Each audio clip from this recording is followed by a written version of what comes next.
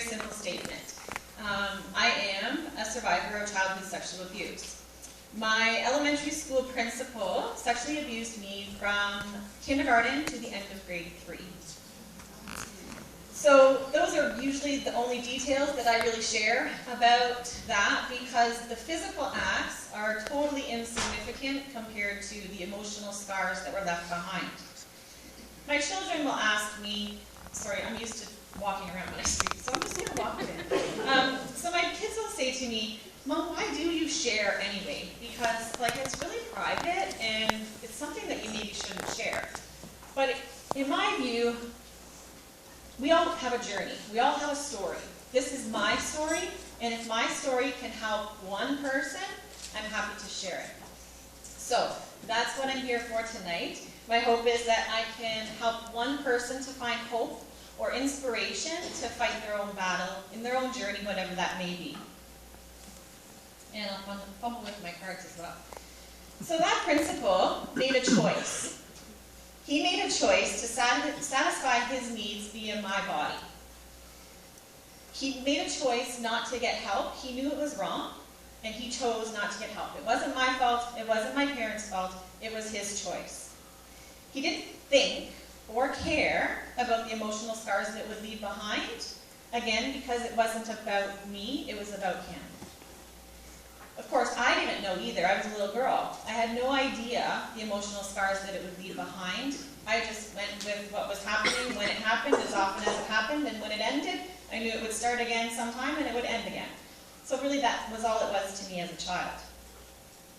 What's really amazing to me is the connection of our physical body and our spirit. Our bodies are the vehicle for this amazing journey we get to take called life. Our spirit, I believe, inhabits many bodies over vast amounts of time. Our bodies are just the physicality of who we are, and that amazing organ we have in our head called the brain connects us to our spirit, which is where the true dilemma began, for me anyway. I like to think of it as a tug-of-war rope. So, you know those really big, thick ropes, they're really heavy, they're really tightly woven, and they have really, really thin fibers. If you were to ever go and try to untangle one of those ropes, it would be nearly impossible. It would take a lot of time, patience, it would be emotional, frustrating, and it would take a lot of perseverance. So every physical act that this man performed on my body was processed by my brain, and my spirit absorbed it like a sponge. My physical body and spirit wound my rope so tight with negative and harmful messages. Over time, my spirit did find ways to lessen the trauma.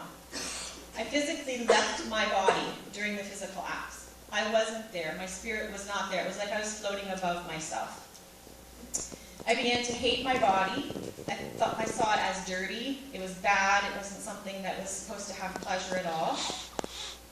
As I grew older, I kind of wanted to change that up. I wanted to reverse that process. So I had learned that when my body feels bad, my spirit feels bad. So I figured if my body felt good or felt beautiful, my spirit would feel beautiful.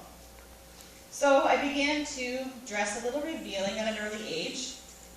And yeah, I got lots of attention from boys my age. I got lots of attention from older men. Lots of comments. But when it came time to be in relationships or to even get close to people, I was out of there like a flash. I did not want anybody touching me. I did not want anyone making me feel dirty again. I just wanted to feel beautiful. So you can imagine how that affected my relationships and subsequent marriages as time went on, because pleasure was not allowed. My spirit would not allow me to feel pleasure because it would eventually feel very dirty. So during my teenage years, I sought a lot of self-therapy, really. I turned to alcohol and drugs at a young age. I left home at 16 because I really didn't want to be around the people or the things that reminded me of that. I tried to get pregnant at 16 because, hey, that fixes everything, right? Babies love you. I read a lot of self-help books. I went to college to be a social service worker. And in college, I did 2 2 college placements, and I actually did them in agencies that provided sexual assault services and gravitated towards those services. And I really learned a lot about who I am and about what happened to me through that process. It was really a process of trying to find therapy for myself. So then in my 20s, I got married. Again, everything gets fixed by marriage and children.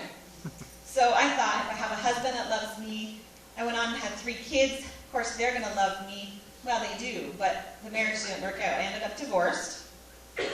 And I was raising my 3 kids on my own through the darkest years of my life.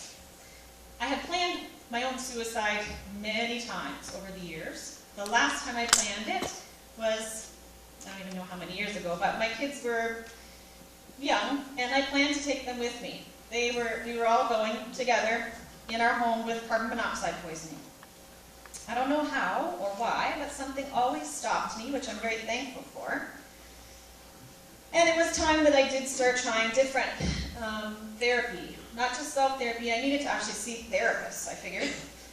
But in all those attempts, I denied that sexual abuse was the issue. I ignored it, I fabricated other things to become the issue, I exaggerated other things in my life, I blamed everything but sexual abuse. My spirit was ignoring it because it didn't want to hurt. So at 39, remarried to a wonderful man, my kids are in their teens, I have a great life, I have a great job, and I had a breakdown at work. Instead of going into the boardroom, I went out the back door, and I haven't been back since. That was 2 years ago, almost 2 years ago. And I decided it's time I go and get sexual assault specific therapy.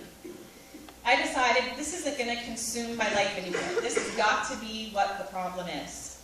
So the fear of living like that, or eventually being successful at suicide, overcame the fear of dealing with it. I think of life a lot like Oprah's shoe closet. If you think of the thousands of boxes she must have with some ugly shoes and some pretty shoes, that's just like our memories. We have good memories, we have bad memories. We go into our memory closet, we pull out a box, we open it, we take it out, we remember whatever it is, and we put it away. Well, I found out that this box, this experience in my life, was taking up 95% of my closet, and it was my ugliest pair of shoes. I needed to shrink the box, and I needed to put a lid on it. So I went through a year of individual therapy and did some group therapy reluctantly, but I did do it. And I found a way to shrink my box, and I put a lid on it. Of course, there's still triggers, sometimes daily, but I know how to deal with those things now and put the lid back on my box and put it in the closet. So through therapy, I learned to recognize my body's physical responses to my spiritual scars. I acknowledge the feeling in my body, the physical feeling, and I acknowledge the emotion that goes with it. I name it, and I breathe through it until it subsides. So I'm speaking a lot about my body and spirit being separate things and not as me as a whole, and that's because I've taken the time to unravel my rope. I appreciate myself as body and spirit, and my wonderful brain that connects me and makes me who I am. My body experienced bad stuff. My spirit internalized it, interpreted it to protect me. Today, I'm happy to say I love my body. I appreciate it. I fuel it properly. I want to be here for a long time. I've made that decision. I'm not going anywhere. I learned to listen to my body and not to try to make it sick or in pain. Of course, I'm not really a fan of my toes still. I'm not really happy with the jelly belly left behind by 3 kids, but it's just a vehicle. It keeps our spirit conscious in our journey. So no matter what your journey or where it takes you, it's purposeful and important to your spirit. You, body, mind, and spirit, are whole. You're valuable and precious regardless of appearances. So in the end, it's all about spirit, right? Nobody looks or thinks about people after they're gone and says, oh, she was so beautiful on the outside. No, it's all about your spirit. It's about who you were, the person that you are. And we're all beautiful. So be humble. Give your body a break. It's the only one you get for this journey. So in closing, I just want to quote Buddha in saying, "The secret of health for both mind and body is not to mourn for the past, nor to worry about the future, but to live in the present moment wisely and earnestly." Thank you.